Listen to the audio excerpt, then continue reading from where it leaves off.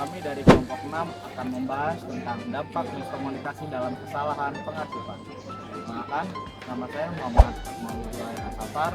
Halo semuanya, perkenalkan nama saya David Ghazali. Saya Safa Ganes Audia.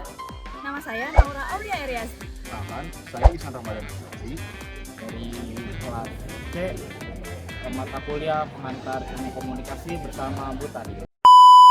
Dalam manajemen arsip, ketetapan dan keakuran data itu sangat penting banget karena memudahkan arsip saat ingin ditemukan kembali.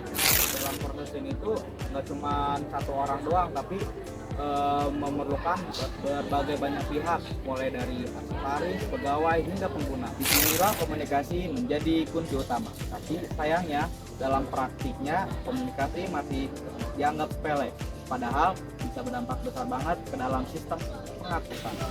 Itu untuk kami merumuskan menjadi 3 masalah. Yang pertama, apa sebenarnya yang dimaksud dengan miskomunikasi dalam pengarsipan?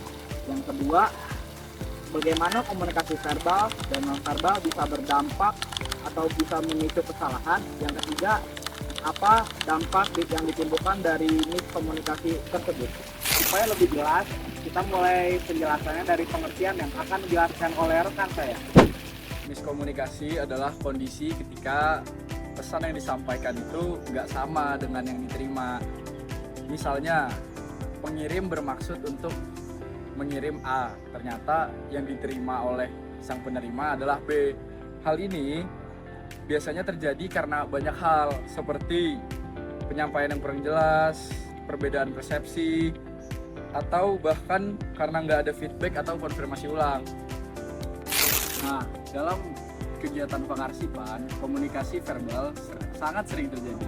Misalnya, saat memberikan instruksi, menjelaskan kode klasifikasi, atau koordinasi antar pegawai. Tapi, kalau bahasanya ambigu atau nggak spesifik, misalnya, kamu cuma bilang arsip yang biasa aja, itu bisa bikin bingung dan akhirnya menyebabkan kesalahan. Nah, tapi dalam pengarsipan, biasanya itu yang digunakan itu bukan verbal doang, tapi ada juga yang namanya komunikasi non-verbal. Contohnya gesture saat kayak kita nunjukin lokasi arsip, terus ekspresi wajah, bahkan nada suara, itu masuknya ke non-verbal. Kalau gesturnya nggak jelas atau kita nggak fokus saat berkomunikasi, misalnya nggak selalu melakukan eye contact atau nggak kita berkomunikasi dengan lawan kita tapi kita sambil memikirkan hal lain, itu juga bisa memicu yang namanya miskomunikasi.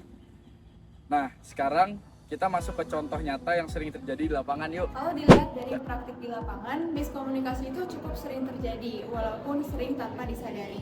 Beberapa bentuk miskomunikasi yang umumnya cukup sering terjadi, misalnya adalah instruksi yang kurang jelas atau kurang terstruktur, sehingga menimbulkan kesalahan dalam penafsiran.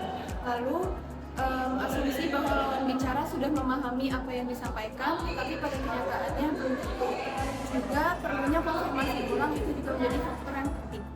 Jadi pesan langsung disampaikan tanpa adanya cek kembali apakah pesan tersebut sudah benar atau belum. Dari miskomunikasi yang sudah dijelaskan tadi, terdapat juga beberapa kesalahan yang bisa terdampak oleh suatu instansi. Yang pertama, arsip salah simpan, lalu kesalahan dalam klasifikasi, dokumen sulit ditemukan, bahkan duplikasi arsip atau kehilangan arsip. Tidak berhenti sampai di situ saja, kesalahan ini bisa membuat proses kerja di suatu instansi menjadi lebih lambat, kurang efisien, dan kurang optimal, yang sehingga nantinya menyebabkan tingkat kepercayaan masyarakat menjadi lebih menurun kepada sistem kerja suatu instansi. Tapi kalau dilihat dari sisi teori komunikasi, ini bisa dijelaskan seperti apa sih? Dalam teori komunikasi ada yang disebut noise atau gangguan. Noise ini bisa berupa hal-hal yang bikin pesan kamu jadi nggak jelas. Misalnya bahasa yang ambigu atau kondisi lingkungan yang nggak mendukung. Selain itu, ada juga konsep feedback atau umpan balik yang penting banget untuk memastikan apakah pesan kamu sudah diterima dengan baik atau belum. Untuk menghindari miskomunikasi, ada beberapa hal yang bisa kamu lakukan. Yang pertama, gunakan bahasa yang jelas dan spesifik. Yang kedua, berikan instruksi yang lengkap seperti kode dan lokasi arsip. Yang ketiga, lakukan konfirmasi ulang seperti bertanya apakah sudah jelas.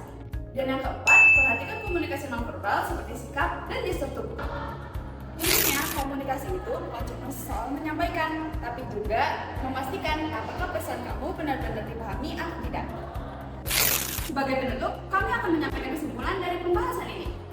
Dari penjelasan tadi, kita dapat menyimpulkan bahwa miskomunikasi adalah salah satu penyebab utama dari kesalahan pengarsipan.